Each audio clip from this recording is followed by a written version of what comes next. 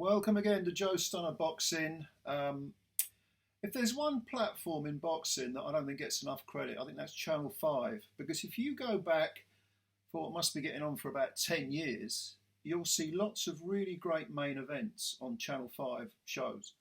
Not so much the undercards. The undercards tend to be a bit weak, but certainly with main events. I mean, I'm thinking of there have been a couple of barn burners with Sam Eggington, for example.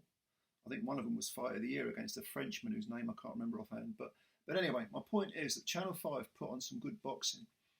And they had a really good main event between LEE McGREGOR and Erik Robles over in Edinburgh. And McGregor, undefeated, came in with 12 wins, 9 by KO, no losses and a draw. He has been EBU champ. I think he still holds that belt, actually. And I'm trying to think. I think he's been British and Commonwealth champion, I believe. I think he beat Farouk for that. But yeah, so he's won everything domestically, and he was moving on to the world level. This was for the IBO super-bantamweight title, which was vacant. The IBO is not really recognised as a major ruling body, but you know, it's not the belt; it's the fights that matter. And there's no doubt that McGregor faced a really good Mexican import. And how many times in the last 3 years have we said, you know, I've never heard of him, he's from Mexico, I wonder if he's any good, and they turn out to be fantastic. Well, you can add Erik Robles to the mix, because Robles came, 26 years old, Robles, no, actually, sorry, excuse me, he's 23, and LEE McGREGOR is 26, so he's a young man, Robles, came over to Edinburgh, with all the ambition in the world, had never fought outside of Mexico, had 13 wins, 9 by KO, 1 defeat, which was a stoppage back in 2020 to a guy who at the time was 7-1. But Robles has beaten, I think, about 3 or 4, maybe even more. I think it's about 3 or 4 undefeated fighters along the way. So he's been match tough over in his home country, and this was his first trip outside Mexico. And yes, he proved to be as tough as an old pair of leathery boots. He was teak tough. And from the word go, I mean, first of all, their styles gelled perfectly. This was one of those phone booth wars, up close and personal, toe to toe, however you want to phrase it. You had McGregor, an orthodox fighter. Robles was a southpaw, but at the same time, their styles, even though they were a mirror image of each other, were very similar in that they both like to hold the centre of the ring, get up close, and then land big hooks. And I'm talking hooks by the bucket load here. Tight guards, both of them. From the word go, I think Robles tried to take the initiative and probably won the opening round. I think towards the end of that first round, he stung Lee a little bit, and Lee was like, "Okay, you got some power, you know." And Robles has got power. He's got quite a few first round knockouts on his record. In the second round, I mean, some of those early rounds were kind of swing rounds. I thought that second round, I think I'm trying to remember it offhand. I think it might have been, I gave it to McGregor slightly, but again, could have been a swing round. Third round, I thought, I mean, a fight really broke out in the third round. This is where it started to get real personal for them both. And they was, like I say, big hooks, uppercuts, both of them working the body, and they really were going to the body. I mean, with a Mexican, you expect it. They're taught to throw that left hook to the liver, you know, as soon as they can walk virtually. But McGregor himself, LEE McGREGOR, trained by Ben Davison, he wasn't neglecting the body either.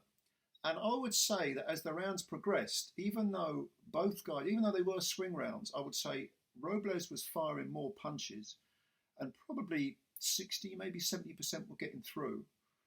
But McGregor was firing the more precise punches.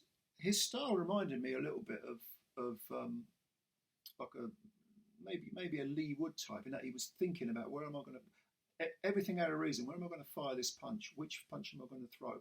Now that can work two ways. That can be, obviously, that indicates you've got a good ring IQ. But of course, you can, while you're waiting to pick the moment, sometimes you can wait too long and the other guy's outworking you. And I think there was an element of that for a lot of the rounds with McGregor. In the middle rounds, though, I thought McGregor threatened to take over, and probably 6, 7, 8. I'm doing this from memory. I've only just finished watching the fight. But I thought McGregor had, again, close rounds, but I was giving it to McGregor on quality of the rounds. But in the ninth round, Robles, almost as if he realised, I'm away from home, I could be losing this fight. Even if I'm winning it, I might not be up on the cards. I've really got to leave it all in the ring. He tore after McGregor and was just not. He didn't stop punching. There were more seconds of that round where he was punching rather than not punching. But even though he was the first 2 minutes of the round, no question, Robles won them. He did get stung to the body by a very good punch from McGregor. I think was this the ninth round or the 10th round? One of those championship rounds, like the last third of the fight. And I just thought that over the last third of the fight, without question, Robles was just scoring more punches. It was the volume, it was the determination. McGregor again, probably waiting to, instead of punching through the offense, he was waiting, tight guard, waiting to sort of absorb the punishment and then come back. But he wasn't getting much of a chance because Robles was really, really on one. This kid's good. I mean, the engine on the kid, 23 years old, he's got all that youthful energy. Erik Robles is a threat. Don't get me wrong. And very much a Mexican style. And McGregor, kind of, when you think about it, he's got a Mexican style as well. He likes the hooks and the body shots, the liver shots, and all that stuff. Uppercuts thrown in and out. So for me, when I totted up my card at the end of it, after 12 rounds, I had Robles 115, 113 up. Like I say, there were swing rounds, but that was my overall impression. And when I totted up my card, I had it 115, 113. Two of the judges also had it 115, 113. And it finished as a close but unanimous win for Erik Robles, which I thought was the right decision. It's good to see quality judging. See, the IBO gets slagged off. Actually, if you look at their ratings and you look at their officials, they actually do a far better job than, say, the WBC or the WBA. And I'm not necessarily advocating for the IBO. I mean, all these alphabet belts, like I said earlier, it's who's fighting, it's the fighters, not the belt that matters to me. But very good judging, very fair judging for a lad who'd come all the way from Mexico, first time out of Mexico, fought in Britain and won a tough fight. And McGregor afterwards, obviously disappointed. I think he left the ring and there was a couple of scenes of him, he was in tears because he's so disappointed he lost. He's got nothing to be ashamed of. He's 26 years old. That's his first defeat. He's got a good trainer, Ben Davison, and him gelled well, it seems. Go back, have a look at the fight, see what you did wrong, see what you could have done. To me, it was just a case of him maybe trying to be a bit too precise, maybe not throwing enough punches. And this was an invaluable 12 rounds of experience for LEE McGREGOR. He can come back, definitely come back. I mean, he's won everything domestically and at European level. He's got that world belt to come. He can rebuild. Definitely. As for Erik Robles, yeah, I mean, a star is born. I mean, people in boxing will know this kid now.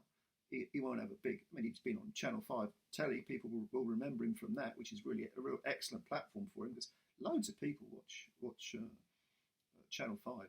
The viewing figures are usually very high. This was a Wasserman card, by the way, and Harlem Eubank on the undercard had a little run around, and there were a couple of big upsets. Cash Ali lost over 6 rounds to a pretty decent Ukrainian guy, and it was okay. I mean, I really like Channel 5. I think the idea of having boxing on terrestrial telly is really, really good. And there were some, like I say, Cash Ali lost to a guy called Mironets, I think his name was. Bogdan or Boden or something like that. Mironets from the Ukraine. And talking of Ukrainians, Matty Harris got upset in 5 rounds by Konstantin Dovbychenko. I always forget how to pronounce his name. I think that's how you pronounce it. He got stopped in 5 rounds, and Dovbychenko, sorry mate, he's just a journeyman. He fought Moses Osama. So it was good to see some upsets. It was good to see some some really good fights. But obviously, you want a brilliant main event, and I would say this. I wouldn't say this was a classic, but it was a very, very entertaining fight. Go and have a look at it if you can. Maybe you can watch it on that whatever Channel 5's iPlayer thing is, or watch it back, or try to catch it. Maybe they put it out on YouTube. But it's a very, very good fight. Well done to Erik Robles and commiserations to Lee McGregor. Both guys have got a good future. If you saw the fight, leave your comments below. And yeah, subscribe to the channel if you're new. If you hit the subscribe button, that'd be great. And give the old like button a little tap as well for us. I want to build the channel up. I appreciate your time. Love reading your comments. I'll answer as and when. Until then, bye for now.